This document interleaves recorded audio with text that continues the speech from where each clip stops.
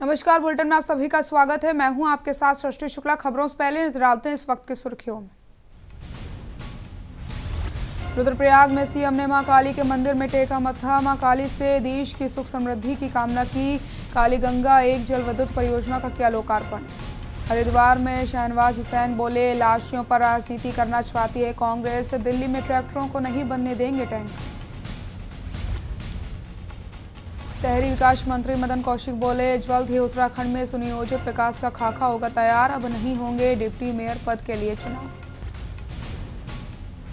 उत्तराखंड सरकार ने जारी किया एसओपी। 8 फरवरी से 2 पालियों में खुल सकेंगे स्कूल। ऑनलाइन पढ़ाई का भी रहेगा विकल्प। उत्तराखंड में एक बार फिर से मौसम ने ली करवट। मनमोहक वादियों में बर्फबारी के बाद दिखा जन्नत सा नजारा।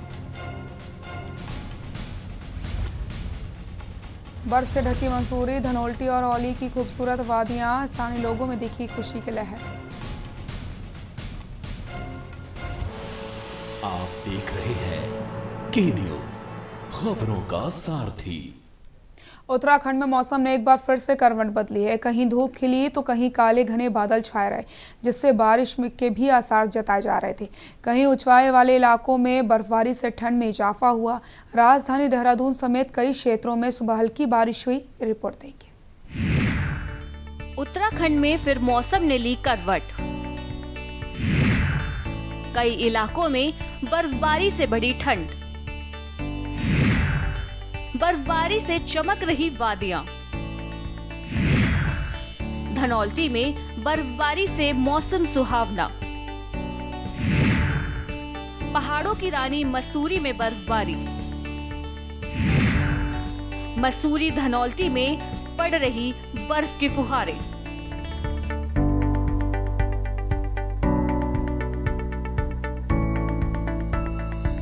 पहाड़ों की रानी मसूरी और धनौल्टी में मौसम ने एक बार फिर करवट ली है। गुरुवार सुबह भी मसूरी और धनौल्टी में हल्की बारिश और बर्फबारी हुई। रुक रुक कर हो रही बारिश के बीच बर्फ की हल्की फुहारें पड़ने से मौसम खुशनुमा हो गया है। हालांकि बर्फ गिरने से क्षेत्र में शीतलहर का प्रकोप बढ़ और ठंड भी बढ़ गई है। इससे मसूरी घूमने आए सैलानियों और क्षेत्र में पर्यटन व्यवसाय से जुड़े लोगों में खुशी का माहौल है। बता दें, मसूरी में 28 दिसंबर को सीजन की पहली बर्फबारी हुई थी। मसूरी के अलावा धनौल्टी और बुरांशखंडा क्षेत्र में हल्की बर्फ पड़ी है। धनौल्टी और बुरांशखंडा में बर्फबारी होने से पर्यटकों और स्थानीय लोगों के चेहरे खिल उठे हैं। वहीं प्रशासन भी लगातार एक्टिव मोड में नजर आ रहा है। प्रशासन सड़कों के आगे बिछी बर्फ को हटाने का काम कर रहा है। बुधवार शाम को शुरू हुई बर्फबारी गुरुवार सुबह भी जारी रही।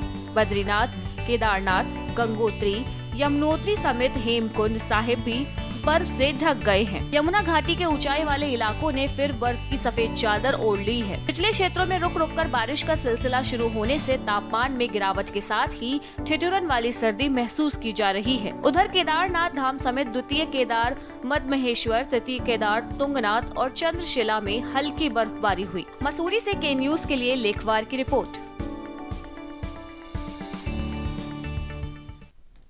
खबर उत्तरकाशी से, जहां पर विश्व प्रसिद्ध गंगोत्री यमुनोत्री धाम में जमकर हो रही बर्फबारी साथ ही साथ इस वर्ष गुलदार हुआ है।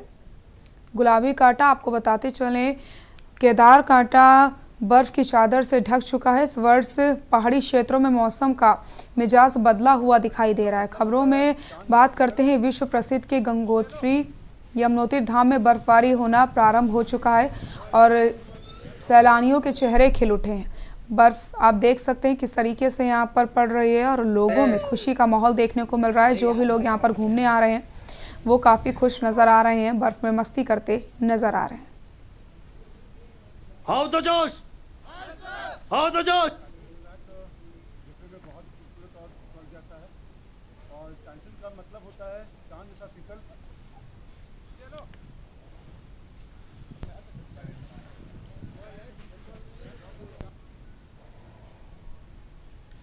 सरोवर नगरी नैनीताल के आसमान में आज सुबह से ही बादलों ने डेरा डाल के रखा हुआ है, जिससे ठंड में इजाफा हो गया है।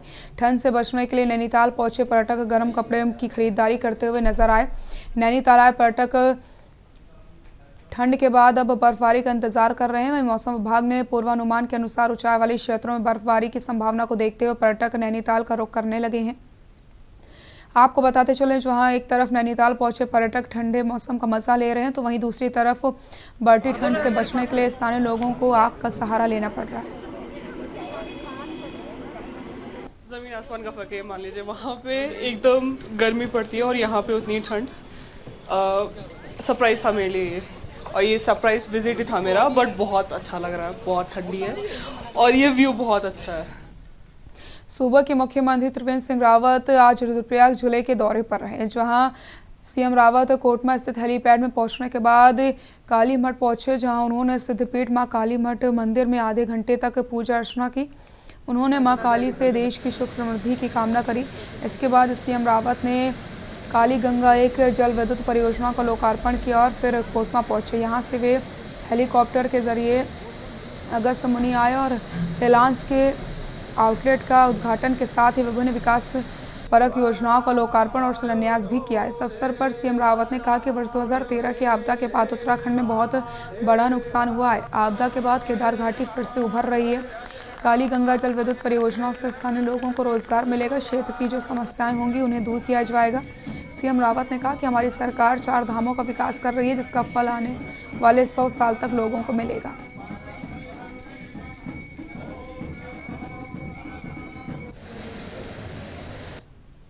यहाँ का प्रॉब्लम पुल की ये हो रही कि यहाँ जो जियोलॉजिकल जो कंडीशंस हैं, तो हमने कहा कि भारी पुल नहीं, आप कोई हल्का झूला पुल अगर उसके लिए प्रस्ताव भेजें, क्योंकि इसके लिए पैसा पहले ही 4 करोड़ से अधिक स्वीकृत है, लेकिन उपयुक्त जगह नहीं है।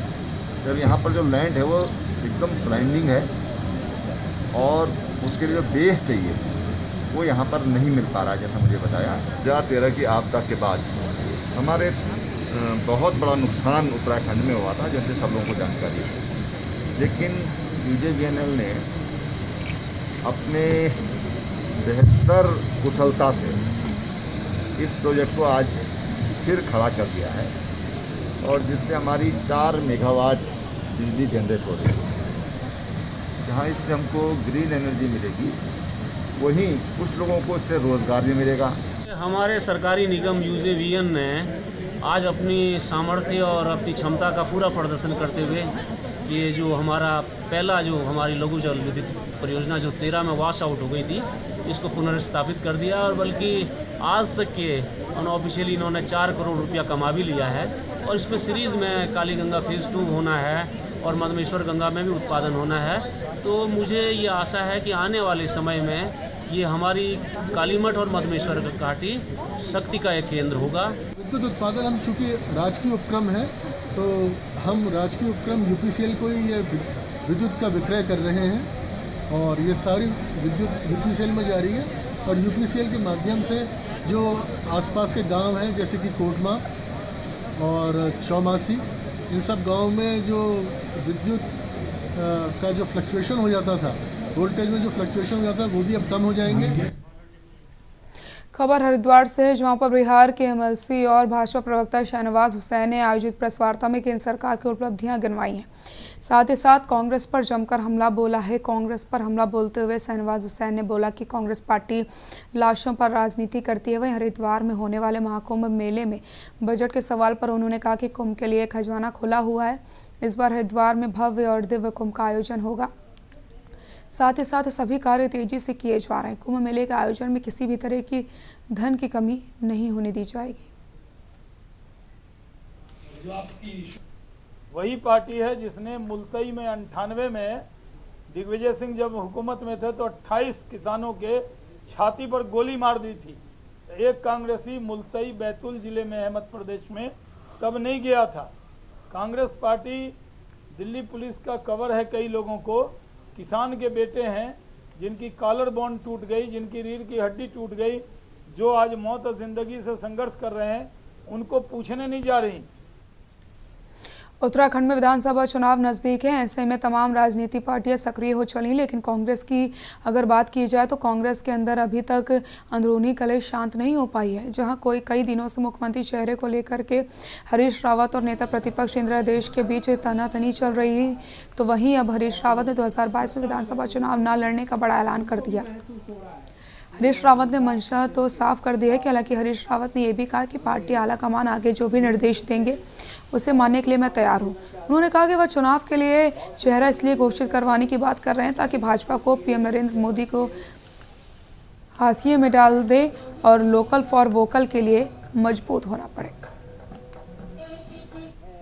चाहता हूँ कि 2017 में जो कमी रह गई, मैं भाजपा की रणनीति के जवाब में हम जीत की रणनीति नहीं बना पाए, तो इसलिए पार्टी के 70 उम्मीदवारों के जीत के लिए मैं काम। तो जैसे हमेशा किंग मेकर की भूमिका में रहे तो फिर 22 के लिए रहना चाहते हैं, चुनाव नहीं लड़ते? ये मेरी अपनी इच्छा है, क्योंकि मेरे लिए यही पुरस्कार बहुत बड़ा होगा कि 2022 में कांग्रेस वापस आए। झोला ऊधम सिंह नगर के जसपुर क्षेत्र के वन विभाग की परतारामपुर रेंज अंतर्गत कृपाचारपुर में सुबह गुलदार ने कुलदीप नाम के व्यक्ति पर हमला किया। आपको बताते चलें, पिछले काफ़ी लंबे समय से क्षेत्र में गुलदार का आतंक बढ़ता ही जा रहा है। वन विभाग की भी गुलदार को पकड़ने के हर सफल प्रयास नाकारा साबित हो रहे हैं। जगह जगह वन विभाग ने पिंजरे भी लगा दिए हैं। आपको बताते चले, कुछ महीने पहले गुलदार के हमले से एक बच्चे की जान भी चली गई थी।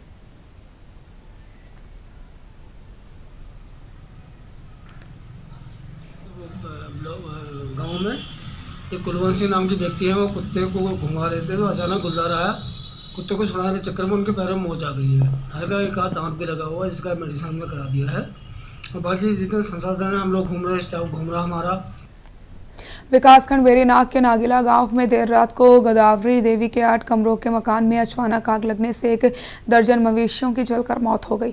आपको बताते चलें, देर रात को ही ग्रामीण आग बुझाने का प्रयास कर रहे थे, लेकिन आग ने विकराल रूप ले लिया। आपको बताते चले, घर के अंदर रखा रसोई गैस का सिलेंडर फटने से और ज़्यादा आग भड़क गई। आग लगने से पूरा मकान जलकर राख हो गया। घटना की जानकारी मिलते एसडीएम अभय प्रताप ने राजस्व निरीक्षक उप निरीक्षक को मौके पर भेजा। वहीं प्रभावित परिवार ने बताया कि आग लगने से 10 लाख के अधिक का नुकसान हुआ है।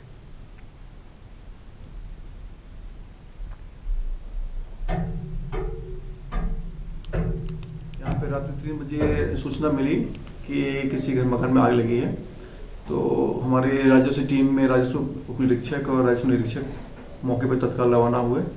तो वहाँ जाके उन्होंने देखा कि मकान में आग लगी हुई है और 9 बकरियाँ और 1 बैल उस मकान में जल के राख हो गए हैं और काफ़ी जला हुआ हिस्सा था। तो अभी उसके थोड़ा सा आग हमारी शांत हो जाए, उसके बाद ही अपडेट मिल पाएगी कि कितना नुकसान हुआ है। और थोड़ा उनका कहना अनाज वगैरह भी जला था और वहाँ पास में खाने की व्यवस्था भी हो रही थी, क्योंकि वहाँ पे कोई वार्षिक का कार्यक्रम भी चल रहा था उनका, तो वहाँ से में ब्लास्ट की भी संभावना है। तो राज्य टीम मौके पहुँच गई है। कोविड-19 के कारण बंद विद्यालयों को 8 फरवरी से फिर खोलने की तैयारी के संबंध में आज समस्त प्राचार्य, जिला शिक्षा एवं प्रशिक्षण संस्थान कुमाऊं मंडल सहित जिला शिक्षा अधिकारियों के साथ वेबिनार के माध्यम से ऑनलाइन बैठक आयोजित की गई। वहीं इस दौरान मंडलीय अपर निदेशक रघुनाथ लाल ने बताया कि कोविड काल के दौरान बंद सभी विद्यालयों को सरकार द्वारा जारी गाइडलाइंस के अनुसार 8 फरवरी से खोले जाने की तैयारियां की जा रही हैं, जिसके तहत सभी विद्यालयों को सैनिटाइज करने के साथ ही शैक्षणिक कैलेंडर जारी कर दिया गया है। टीचर्स को सारे निर्देश दिए गए हैं, यानी उनके ट्रेनिंग की भी समीक्षा की गई है और तमाम जो शैक्षिक वातावरण से संबंधित सारी बातें हैं उन सभी बातों पर चर्चा हुई है और उसके निर्देश जिला शिक्षा अधिकारियों को और साथ ही डाइट प्राचार्य जो शैक्षिक गुणवत्ता के लिए बहुत महत्वपूर्ण उनकी भूमिका होती है, तो उनको भी निर्देश दिए गए कि प्रत्येक विद्यालय स्तर पर शैक्षिक कैलेंडर हर प्रत्येक विद्यालय में पहुंचना चाहिए और सारी जो गतिविधियां हैं ये शैक्षणिक वातावरण की, उन सारी गतिविधियों को जो है 8 फरवरी से हम लोग सुचारू रूप से संचालित कर सकें। यहाँ रुकते हैं छोटे से ब्रेक के लिए, जल्द हाजिर होते हैं।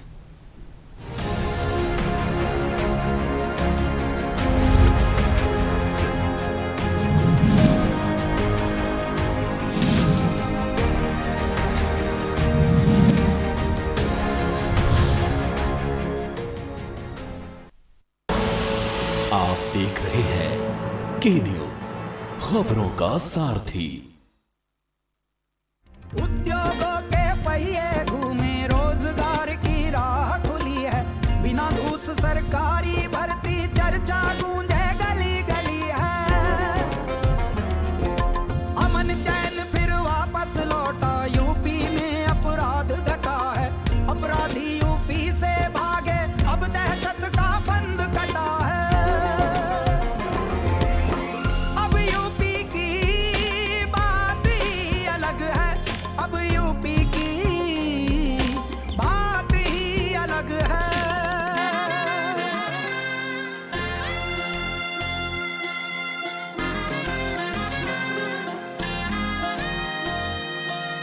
मोदी जी हैं मार्ग दिखाते, योगी जी संकल्प निभा, दोनों जननायक कर्म योग से यूपी की तकदीर बनाते।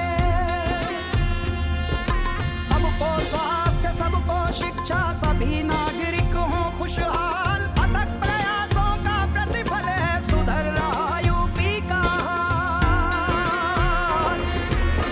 अब यूपी की बात ही अलग है, अब यूपी की बात ही अलग है।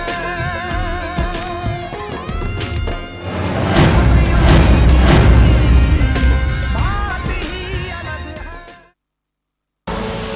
आप देख रहे हैं की न्यूज, खबरों का सारथी।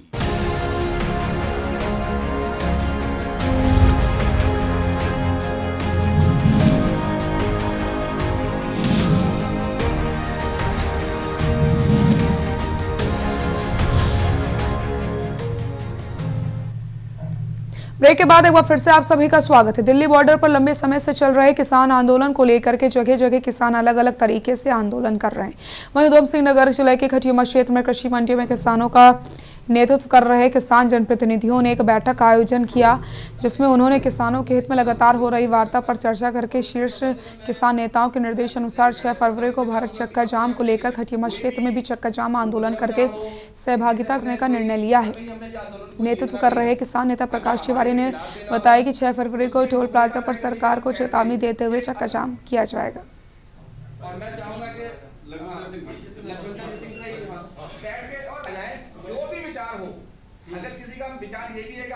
बॉर्डर से हमारे किसान नेताओं ने ये आग्रह किया है कि 6 तारीख को समस्त भारत में जो है चक्का जाम होगा किसान यूनियनों द्वारा। इसी के तहत हमारे आज ये मंडी समिति के परिसर में समस्त क्षेत्र के किसानों की बैठक हुई और उसमें यह तय हुआ कि किसान मजदूर संयुक्त मोर्चा और किसान यूनियन के बैनर के तले 6 तारीख को टोल प्लाजा जाम किया जाएगा और जो भी इमरजेंसी है वो इससे दूर रहेगी।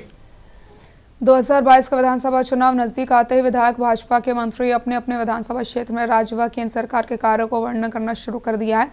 आपको बताते चलें कि उत्तराखंड के शिक्षा खेल पंचायत राज मंत्री और गदरपुर विधानसभा के विधायक अरविंद पांडे ने आज प्रेस कॉन्फ्रेंस में कहा कि पिछले 4 वर्षों से हमारे विभाग द्वारा शिक्षा और खेल पंचायत राज विभाग में कई सारे अहम कार्य किए, जिस कारण से जो आज तक उत्तराखंड में इतिहास रहा है।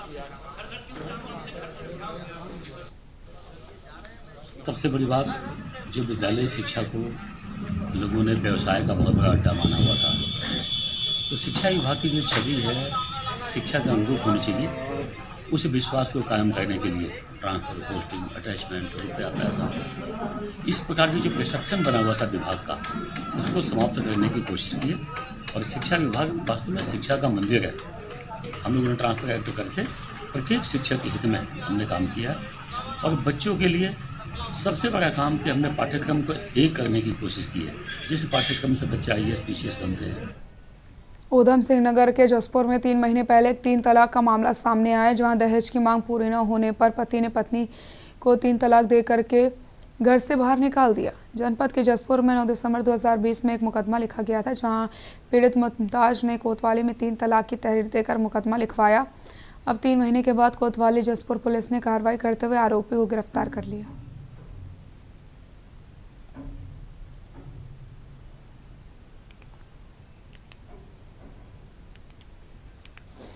को धन्यवाद करती हूँ, और जिन्होंने 3 तलाक कानून बनने के बाद पहली गिरफ्तारी की। मैं प्रशासन को निर्देश देती हूँ कि 3 तलाक के केस में कोई भी ढिलवाई जो है बर्दाश्त नहीं होगी। 19 के तहत बिना वारंट के आप गिरफ्तार अरेस्टिंग है, और ये अरेस्टिंग तुरंत होनी चाहिए। उसके बाद इंक्वायरी और एविडेंस की ज़रूरत पड़ती है, और उसके बाद आप एविडेंस और इंक्वायरी कीजिए। देखिए, जसपुर का एक प्रकरण है जिसमें दिसंबर माह में जो है पीड़िता की तहरीर के आधार पर एक ट्रिपल तलाक का मुकदमा कायम किया गया था। उसमें जो है जसपुर पुलिस के द्वारा कार्रवाई की गई है, और जो मेन अभियुक्त है जिसके द्वारा एक ट्रिपल तलाक दिया गया था उसको अरेस्ट करके जेल भेजा गया। पिछले साल मेरे पति ने मुझे 3 तलाक दी और मारकर घर से बाहर डाल दिया। मैंने रिपोर्ट दर्ज कराई, उसमें से एक की अरेस्टिंग हो गई, मेरे पति मोहम्मद दानिश की।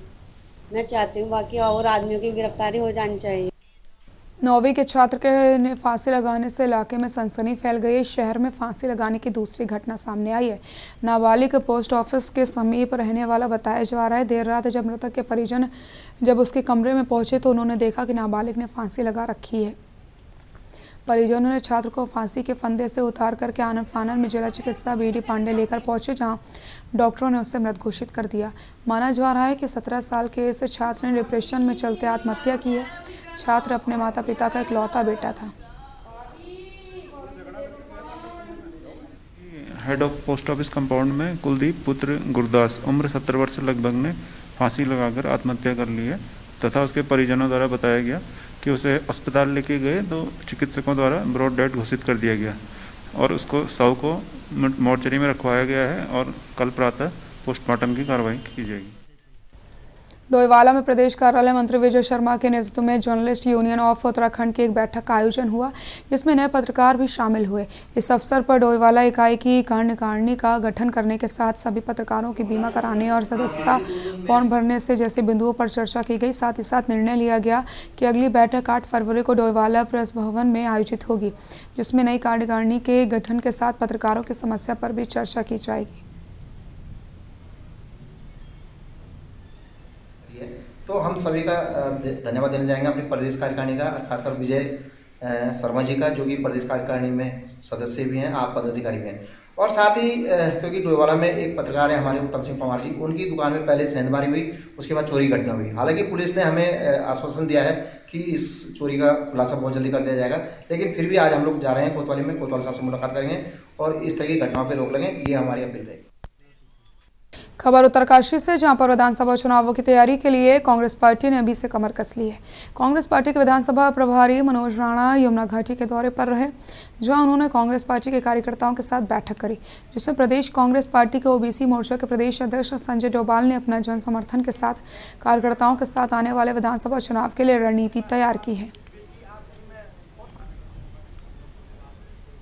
हम लोग जैसे आज इस सरकार में व्यापारी वर्ग नाराज है, युवा वर्ग नाराज है, किसान नाराज हैं, हर तरह के लोग हताश निराश की स्थिति में इस प्रदेश की जो सरकार चल रही है, त्रिवेंद्र रावत की सरकार चल रही है, इस प्रदेश में हमेशा देख रहे होंगे आप लोग कि निराशा की वो चल रही है। हम लोगों का एक मैनिफेस्टो बनेगा पार्टी की तरफ से भी, हम लोग आपस में सब लोग डिस्कस करेंगे कि हमारे स्थानीय मुद्दे क्या हैं जो हमारे इस सरकार में पूरे नहीं। सरकार ने तो सिर्फ आपने देखा होगा इन 5 सालों में कि एक अपनी PM जसवाई की सड़कें ही उपलब्धि गिना रही है, बाकी इनकी मैं कोई देख नहीं रहा कि कोई इन्होंने इस क्षेत्र में कोई ऐसा कार्य किया है जो कि यहाँ की उपलब्धियाँ गिनाएं। तो यही है क्योंकि बीजेपी के अभी तक का जो कार्यकाल है, इसमें चाहे यमुनोत्री हो, हमारे विधायक जी का पास कोई भी एक भी काम गिनाने के लिए नहीं है। केवल उनका कहना ये है, यहाँ पे चाहे देख लीजिए रोजगार के लिए हो, चाहे हमारे यहाँ कोरोना काल में ही देख लीजिए, कहीं पे हमारे विधायक जी और बीजेपी का कोई भी कार्यकर्ता कहीं नजर नहीं आया। बुलेटिन फिलहाल के लिए इतना ही। देखते रहिए K News India। नमस्कार।